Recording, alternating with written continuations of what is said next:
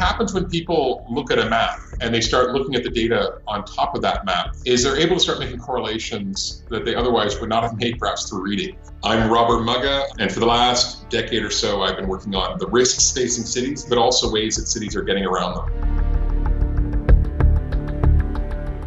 What we have here is data showing every single refugee that's moved since the 1990s. 90% of them are living in the underdeveloped world. There is this sense in the West that somehow they're being flooded or inundated by refugees. Well, the fact is that when you look at a visualization of this, you see that the vast majority of people are moving really next door to cities in neighboring countries. If you layer on top of this map terrorism events as well as conflict-related violence, what you'll see is the vast majority of refugees are fleeing from terrorism and conflict, and they're not bringing it. What maps like this can do is help us challenge some of those myths that are out there that are propagated and repeated in some of our media outlets.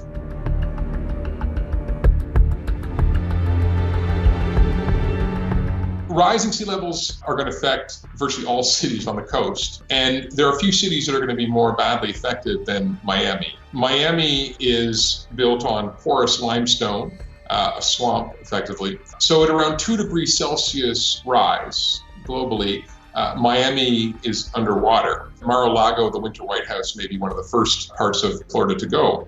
Many people still are reluctant to believe that climate change is real. But as you scroll out from Miami and you look up and down the coast, you'll see that cities as far south as New Orleans, all the way up to Norfolk, Virginia, are also going to be affected dramatically because this part of the east coast of the United States is one of the most severely exposed to rising sea levels in the world.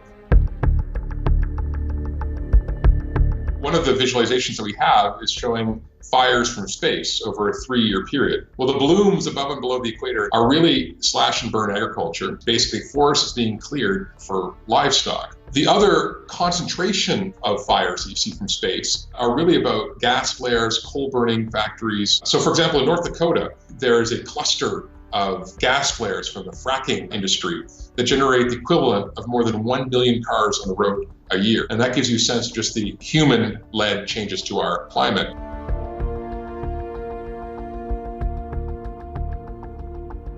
The light emission map is essentially capturing ambient light from space, and areas that are red are areas where we're seeing higher levels of light emission over time, and blue is where we're actually seeing lights disappearing. And what we see is a remarkable increase in light emissions in the most rapidly growing parts of the world, including parts of China. What's interesting also is where there's not light. So large parts of Africa, as well as parts of even Eastern Europe, you'll see are darker.